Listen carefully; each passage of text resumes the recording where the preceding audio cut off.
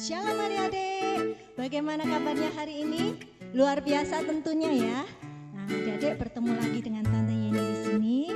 Nah, kita akan mendengarkan firman Tuhan ya. Nah, sebelumnya mari adik-adik kita duduk, kemudian kita mau berdoa bersama-sama ya. Kita tengadahkan tangan kita, tutup matanya, kita berdoa ya. Terima kasih Bapak Yahweh, kami mengucap syukur untuk kesempatan yang indah ini. Kami anak-anak-Mu Tuhan boleh duduk diam untuk mendengarkan kebenaran dari firman Tuhan. Mari Bapak Yahweh, Engkau mengurapi kami semua, dan biarlah Tuhan firman-Mu ini dapat tertanam, bertumbuh dan berbuah-buah dalam kehidupan kami. Terima kasih Bapak Yahweh, hanya di dalam nama Tuhan Yesus Hamasia kami sudah berdoa dan mengucap syukur. Semua katakan amin ya. Nah, Tante percaya adik-adik semua dalam pemeliharaan Bapak Yahweh ya. Semuanya sehat ya, semuanya dalam keadaan sehat, sukacita ya di dalam Bapak Yahweh, perlindungan Bapak Yahweh. Nah, adik-adik semuanya, saat ini kita mau lihat ya kitab suci kita.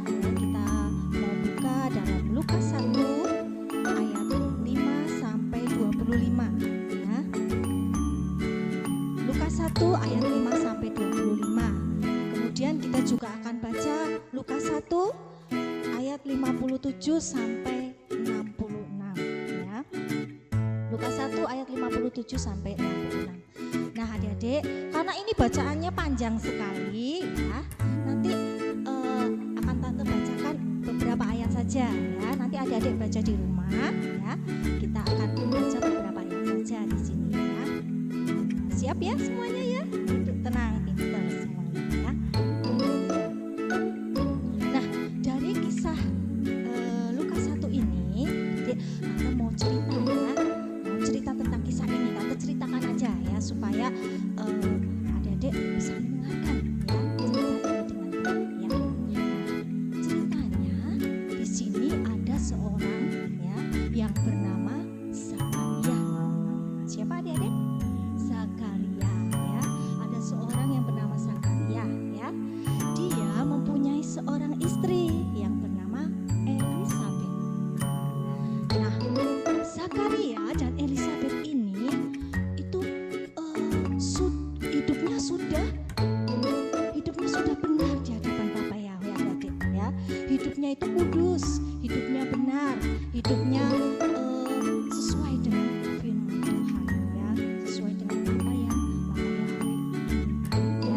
Jadi dia adalah pribadi yang setia, pribadi yang di hadapan Bapak Yahweh itu dia benar-benar orang yang hidup dengan baik, orang yang hidup sesuai dengan firman Tuhan ya. Nah, tetapi Zakaria dan Elisabet istrinya ini itu tidak mempunyai anak adik-adik ya. Padahal usia mereka sudah tua ya, mereka sudah lansia. Nah, lansia itu apa? Lanjut usia. Adik-adik pasti di rumah punya kakek nenek ya. Ya, siapa yang punya kakek nenek di rumah? Ya, angkat tangan ya. Semuanya punya ya. Nah, kalau kakek nenek adik-adik masih hidup ya, usianya mungkin ada yang 60, ada yang 60 ke atas ya, sudah lanjut usia, itu namanya lansia. Nah, Zakaria dan Elisabet ini juga sudah lansia adik-adik, sudah tua ya, seperti kakek nenek adik-adik di rumah ya, sudah tua. Mereka tidak memiliki anak ya. Nah, pada suatu hari ya, ketika Zakaria ini ada di rumah Tuhan ya, dia berdoa ya, apa yang terjadi adik-adik? Yang terjadi adalah Zakaria didatangi oleh malaikat Tuhan ya. Wah, didatangi oleh malaikat Tuhan ya. Bagaimana perasaannya? Wah, senang ya. Kemudian mungkin bisa terkejut ya. Wah, didatangi malaikat Tuhan. Kemudian apa yang dilakukan oleh malaikat Tuhan ini ya? dia menemui Zakaria, kemudian malaikat Tuhan ini berkata kepada Zakaria. Apa yang dikatakannya? Yuk kita lihat ya, Lukas 1 ayat 13 ya. Mungkin adik-adik bisa baca ya, kita baca sama-sama ya adik-adik. Nah di situ ya, malaikat Tuhan mengatakan kepada Zakaria, jangan takut hai Zakaria, ya, sebab permohonanmu sudah didengarkan dan istrimu Elisabet akan melahirkan seorang anak laki-laki bagimu, ya, dan engkau akan menyebut namanya siapa? Yohanes. Nah, jadi malaikat Tuhan itu bilang sama Zakaria, ya, Zakaria, ya, Tuhan itu dengar atas permohonanmu, atas doa-doamu, ya. Jadi Zakaria itu pernah memohon kepada Bapak Yahweh supaya apa? Memiliki seorang anak, ya. Nah, malaikat Tuhan ini bilang, Tuhan itu sudah mendengar akan permohonanmu dan Elisabet istrimu akan memiliki seorang anak laki-laki. Nah, wah, gimana Zakaria? Wah, ya, mungkin perasaannya saat itu campur aduk ya, senang, tetapi bingung juga ya. Wah, mau memiliki seorang anak laki-laki dan di situ dikatakan dikasih nama sekalian nih, malaikat bilang kasih nama Yohanes. Nah, jadi dikasih nama sama Tuhan ya, Yohanes ya, melalui malaikat ya, namanya Yohanes. Wah, tetapi apa adik-adik yang dikatakan Zakaria? Harusnya gimana Zakaria? Wah, terima kasih Tuhan, terima kasih ya, seneng ya karena udah lama tidak punya anak. Oh, punya anak ya, seneng ya harusnya ya. Tetapi apa yang dikatakan Zakaria? Yuk kita lihat pada ayat 18 adik-adik. Kita baca ya pada ayat 18. Zakaria berkata apa? Bagaimana aku akan mengetahui hal ini ya, sebab aku sudah tua ya, dan istriku itu telah lanjut usia. Jadi apa yang dikatakan Zakaria? Dia ragu-ragu adik-adik ya, ragu-ragu atas apa yang malaikat Tuhan katakan kepadanya. Masa aku ya dan istriku sudah lanjut usia memiliki seorang anak, akan memiliki seorang anak, nggak mungkin ya.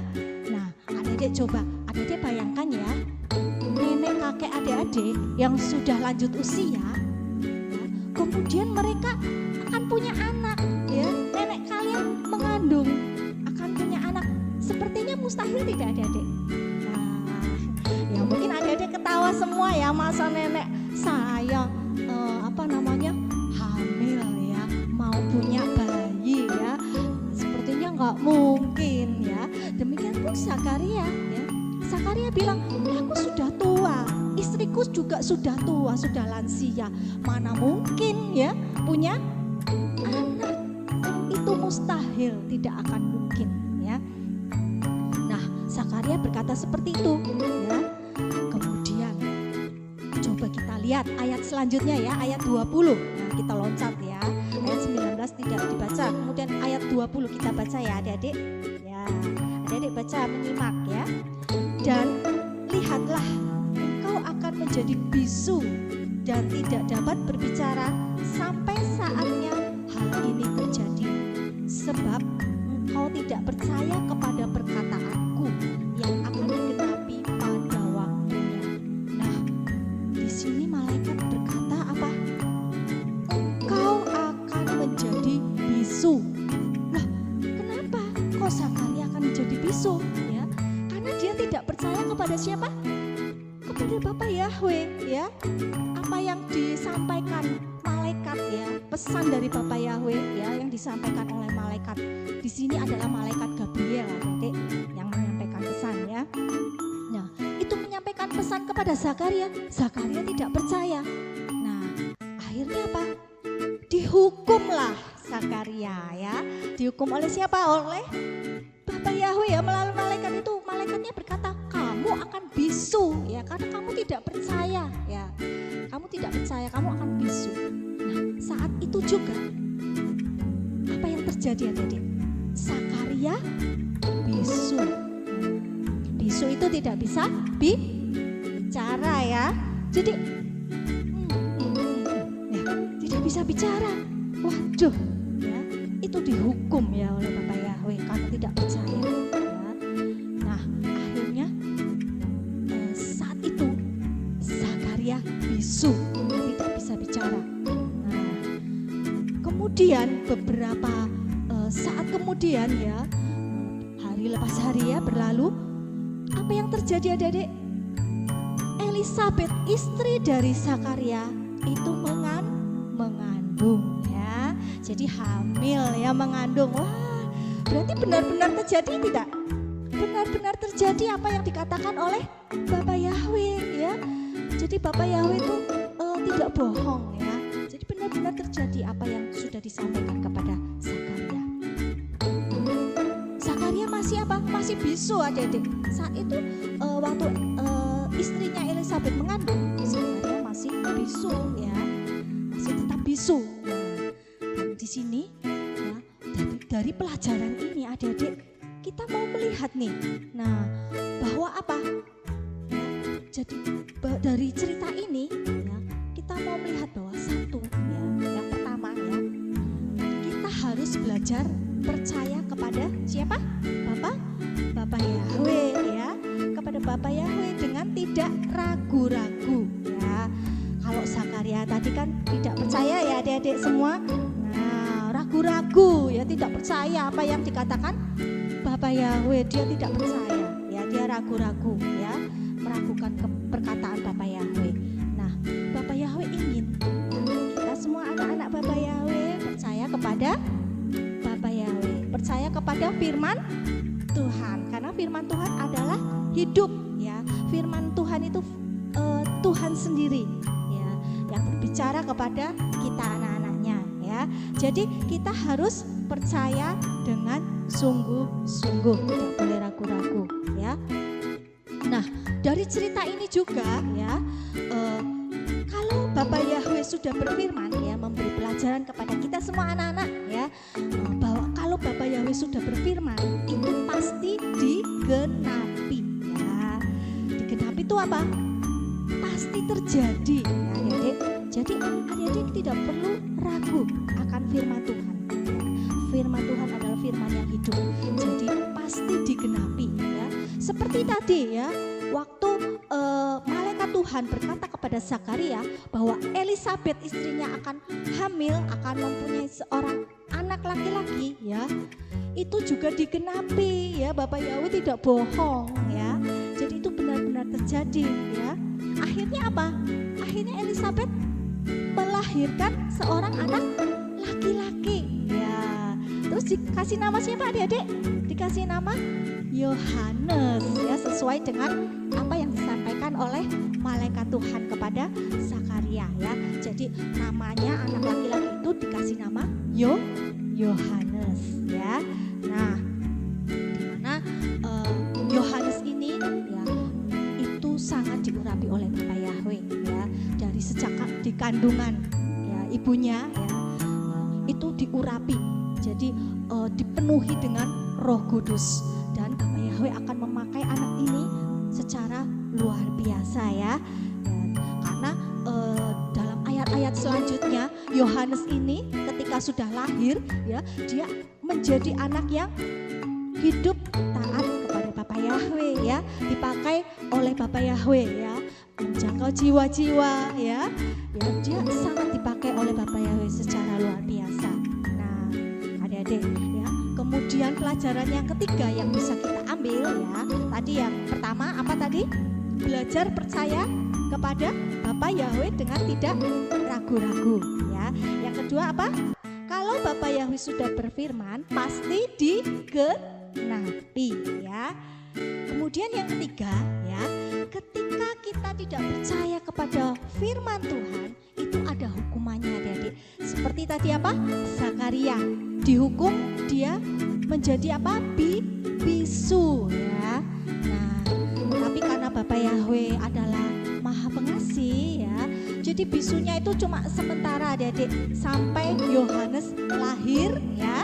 Kemudian Yohanes diberi nama ya oleh orang tuanya ya, dikasih nama siapa? Yohanes tadi ya. Nah, akhirnya Zakaria itu bisa berbicara kembali adik-adik ya. Dia kembali tidak bisu ya, dia kembali bisa ngomong ya. Nah, tapi dia sudah menjalani hukuman ya, sudah dihukum oleh Bapak Yahweh. Dia bisu selama Yohanes di dalam kandungan ibunya ya. Nah, adik-adik melalui pelajaran firman Tuhan ini ya, kita mau belajar sebagai anak-anak Bapak Yahweh ya, kita harus percaya kepada Bapak Yahweh dan melakukan firman-Nya, tidak boleh ragu-ragu ya, karena kalau kita tidak percaya ada hukuman dari Bapak Yahweh ya. Jangan sampai dihukum oleh Bapak Yahweh ya adik-adik. Iya ya, kita tetap berpegang teguh kepada firman Tuhan ya.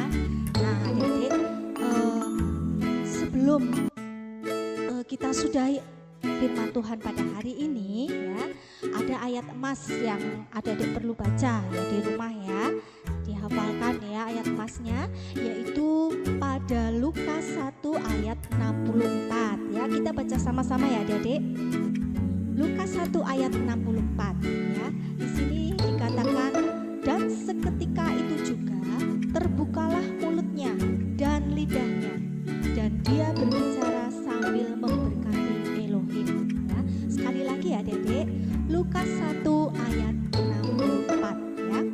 Dan seketika itu juga terbukalah mulutnya dan lidahnya, dan dia berbicara sambil memberkati Elohim. Amin ya. Jadi ayat emas ini disampaikan oleh siapa adik-adik? Zakaria tadi ya. Jadi dia akhirnya terbuka mulutnya ya. Jadi firman Tuhan ini mengatakan bahwa Zakaria akhirnya seketika itu juga mulutnya terbuka, bisa ngomong ya, mulutnya bisa ngomong ya. Kemudian dia memuliakan Tuhan ya, memberkati Elohim. Nah, demikian adik-adik firman Tuhan hari ini ya. Kiranya firman Tuhan dapat menguatkan adik-adik semuanya ya. Bapak Yahweh memberkati adik-adik semuanya yang di rumah dimanapun adik-adik berada ya, tetap sehat, tetap kuat ya. Sebelumnya kita mau berdoa dulu ya, kita tutup dalam doa. Yuk kita berdoa.